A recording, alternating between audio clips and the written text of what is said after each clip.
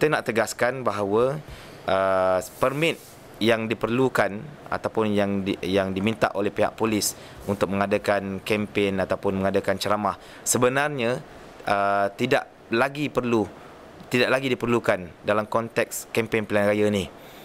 Pihak polis merujuk kepada Seksyen 24B di bawah Akta Kesalahan Pilihan Raya yang menghendaki calon-calon ataupun parti yang bertanding mendapatkan permit sebelum mengadakan ceramah ataupun penerangan dan sebagainya.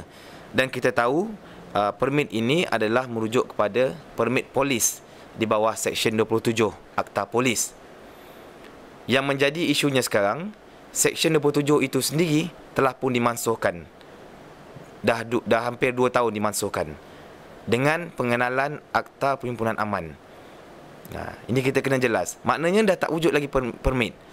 Kalau dulu Seksyen 24 ini kena apply permit. Permit itu adalah merujuk pada Seksyen 27 Akta Polis. Dia ada tata cara dia. Bila dia boleh dipohon, kalau ditolak bagaimana proses rajuan, kemudian ada borang dan sendirinya.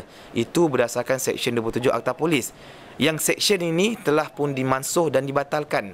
Dah tak ada dah seksyen ini dengan pengenalan Akta Perhimpunan Aman 2012.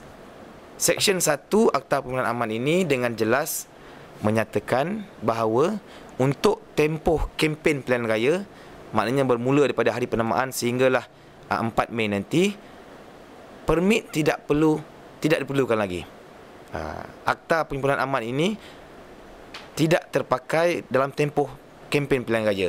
Maknanya bukan saja permit, malah notifikasi. Kalau ikut Akta Perhimpunan Aman, kita kena notify, kita kena beri notis kepada pihak polis 10 hari sebelum berlangsungnya suatu program ataupun ceramah tu. Dalam Akta Perhimpunan Aman Seksyen 1 sendiri sebut notifikasi ini tidak diperlukan.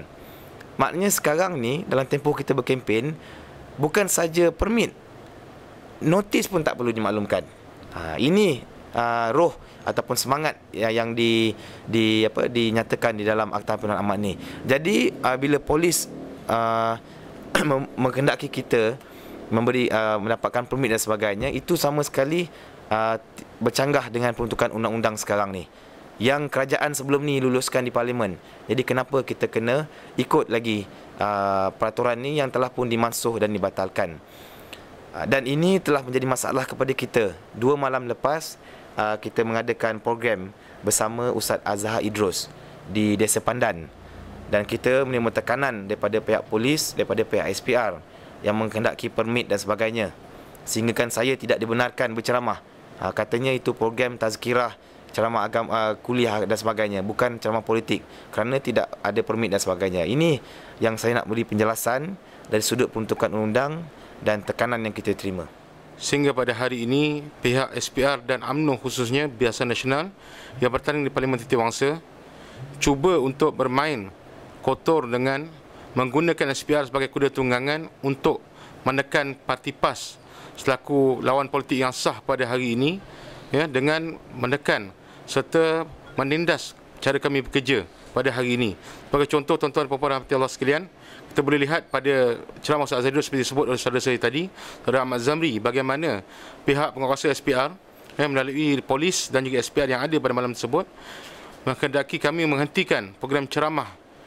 Ceramah bukan sekadar ceramah politik, tapi ceramah agama, mana kita menjemput tokoh pendakwah yang terkenal bersama dengan anak-anak muda. Dan malangnya, walaupun bakal calon kita pada malam tersebut datang dan hadir pada program dan diminta berucap oleh orang ramai selaku para pengundi di Parlimen Titiwangsa, malangnya tidak dibenarkan. Jadi di manakah dikatakan sebagai kempen pilihan raya? Ini kita berasa dalam pilihan raya, bukan pilihan raya, masa dalam pilihan raya, tuan-tuan sekalian. Itu yang pertama. Yang kedua, kami melihat bagaimana pihak UMNO dan Barisan Nasional yang bertanding mempergunakan di BKL sewenang-wenangnya dengan menggantung poster dan banner, memenuhi jalan-jalan sehingga merosak pemandangan jalan raya dengan adanya banner-banner dan banting-banting yang menghalang laluan. Kita perhatikan, berbeza dengan PAS, kami menggantung bendera dan poster dan banner di tempat yang dibenarkan sahaja. Tapi kita lihat bagaimana pihak UMNO dan Barisan Nasional menggantung banner sepanjang-panjang jalan, sepanjang-panjang divider dan sebagainya, yang mana boleh menghalang laluan dan ada kalanya boleh menghalang lalu lintas dan penglihatan, yang akhirnya akan mengganggu perjalanan lalu lintas dan boleh membawa kepada kemalangan jalan raya. Saya mengharapkan pihak SPR lebih telus dalam perkara ini, sebab kita perhatikan di mana-mana pada hari ini, tak kala di Kuala Lumpur maupun di kawasan parlimen yang bertanding, hampir segenap jalan raya dipanjangkan banner tersebut, merintangi jalan raya, merintangi jalan, divider dan sebagainya. Memang cukup bahaya sebenarnya. Itu yang kedua.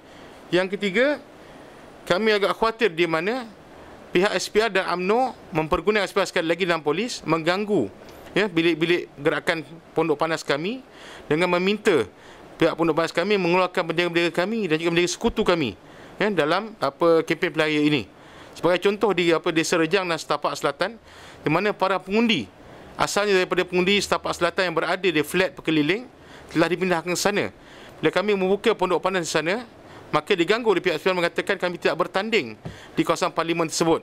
Walhal kami memang bertanding di Parlimen Setiawangsa dan pengundi-pengundi berada di sana. Dan ini kita boleh rujuk kepada daftar pemilih yang keluar oleh SPR sendiri. Pemilihan pengundi daripada pihak Setapak Selatan, flat Setapak Selatan yang berada di lokaliti Perkeliling, asalnya sekarang dipindahkan kepada flat Desa Rejang, PPR Desa Rejang di BKL. Itu yang ketiga.